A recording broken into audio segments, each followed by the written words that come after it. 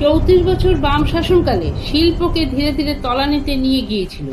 এরপর তৃণমূলের 15 বছরের শাসনকালে শিল্প তো দূরে থাক, বিভিন্ন চুরি দুর্নীতি করে পশ্চিমবঙ্গকে খোকলা করে দিয়েছে। এরপর বিজেপি সরকারের উত্থান। 9 জুন শুভেন্দু অধিকারী মুখ্যমন্ত্রী হওয়ার পর থেকে আজ পর্যন্ত পশ্চিমবঙ্গকে এগিয়ে নিয়ে যাবার জন্য বিজেপি সরকার কি কি কাজ করছে তা এক নজরে দেখে নিই। এশিয়ান ডেভেলপমেন্ট ব্যাংক এবং কোরিয়ান এক্সপোর্ট ইম্পোর্ট ব্যাংক এই দুই সংস্থা মিলে 5,000 কোটি টাকার সহায়তায় ইন্ডাস্ট্রিয়াল ইকোনমিক করিডোরের কাজ শুরু হয়েছে। উৎপাদন বৃদ্ধির জন্য বার্নপুর ইস্কো কারখানায় 45,000 কোটি টাকা বিনিয়োগের জন্য অনুমোদন করা হয়েছে। রেশমি গ্রুপ 35,000 কোটি টাকা বিনিয়োগ করবে স্টিল প্ল্যান্ট এবং বীরভূম ও পশ্চিম বর্ধমানে 3টে কয়লা খনি খোলার জন্য। জল জীবন মিশনের জন্য 39,000 কোটি টাকা বরাদ্দ করা হয়েছে, তার মধ্যে 29,000 কোটি টাকা দেওয়া হয়ে গেছে।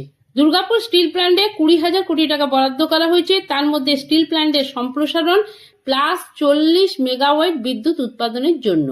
শ্যাম মেটালিক্সের 10,000 কোটি টাকার বিনিয়োগের প্রতিশ্রুতি জামুরিয়া এবং খড়গপুরের জন্য। কলকাতা বারাণসী এক্সপ্রেস ওয়ের জন্য 9,250 কোটি টাকা স্যাংশন হয়েছে। বিগ টেক বিনিয়োগ উদ্যোগে গুগল, আমাজন, মাইক্রোসফট, রিলায়েন্স, আদানিকে ডেটা সেন্টার ও গবেষণা কেন্দ্র স্থাপনের জন্য যোগাযোগ করা হয়েছে, নিশ্চিত করেছে জুনে ঘোষণা প্রত্যাশিত। হাওড়া পৌরসভার ড্রেনেজ আধুনিকরণ প্রকল্প 4,700 কোটি টাকার মাস্টার প্ল্যান। দক্ষিণ আফ্রিকা টেক্স ম্যাকো রেলকে 4,045 কোটি টাকা বরাদ্দ করা হয়েছে, তার মধ্যে 2,235টি মালবাহী ওয়াগন প্লাস 30 ডিজেল লোকোমোটিভ 15 বছরের রক্ষণাবেক্ষণের জন্য। কেন্দ্রীয় সরকার ভর্তুকি দিচ্ছে হলদিয়া ফেয়ার ড্রেজিংকে 1,839 কোটি টাকা ড্রেজিং করার জন্য। বিসিসিএল ভজুডি কয়লা ওয়াসারি 20 লক্ষ টন বার্ষিক ক্ষমতা নিয়ে মে 2026-এ চালু হতে চলেছে। আমুল হাওড়া সাকরাইলে 650 কোটি টাকা বিনিয়োগ করে বিশ্বের বৃহত্তম দই উৎপাদন কেন্দ্র খুলতে চলেছে। টিটাগড় রেল সিস্টেমস 600 কোটি টাকার জাহাজ নির্মাণের উদ্যোগ ও বুলেট ট্রেন উৎপাদনের প্রস্তুতি। ভব্য প্রকল্পে কেন্দ্রীয় মন্ত্রী পীযূষ গোয়েলের ঘোষণায় পশ্চিমবঙ্গে 3,263 একর মামলা মুক্ত জমি প্রস্তুত। শ্যামাপ্রসাদ মুখার্জি বন্দর সর্বোচ্চ কার্গো হ্যান্ডেলিং এর জন্য। তাজপুর গভীর সমুদ্র বন্দর প্রকল্পে 25,000 কোটি টাকা বরাদ্দ করা হয়েছে।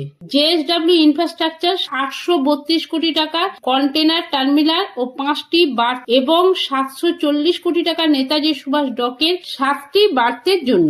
কসকো শিপিং সিঙ্গাপুর কলকাতা সরাসরি জাহাজ পরিষেবা পুনরায় চালু। Solid waste management Asansol Durgapur অঞ্চলে 200 কোটি টাকার পাইলট প্রকল্প।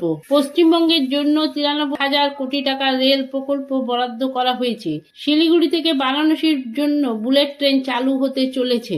হাসিমারা বিমানবন্দরের বেসামরিক বিমান পরিষেবার জন্য জমি অধিগ্রহণে মুখ্যমন্ত্রী সবুজ সংকেত। ব্রিটিশ এয়ারওয়েজ ও লুফথানসা কলকাতায় পুনরায় বিমান পরিষেবা চালুর আলোচনা শুরু। 5G পরিষেবা কলকাতায় 100% কভারেজ। মালদা, হলদিয়া, বহরমপুর সহ আরো 6টি শহরে সম্প্রসারণ করছে। প্রধানমন্ত্রী বিশ্বকর্মা প্রকল্পে পশ্চিমবঙ্গের 7,079 লক্ষ কারিগরের জন্য বাস্তবায়ন শুরু। কলকাতা স্টক এক্সচেঞ্জ পুনর্জীবনের জন্য আলোচনা শুরু। অমিত শাহ সমর্থনে আশ্বাস দিয়েছেন। KMD এর স্থগিত প্রকল্পের পুনর্জীবন। রুবি স্কাইওয়াক 88 কোটি টাকা, EM বাইপাস ফ্লাইওভার 900 কোটি টাকা এবং যাদবপুর সেতু পুনর্বিবেচনায়।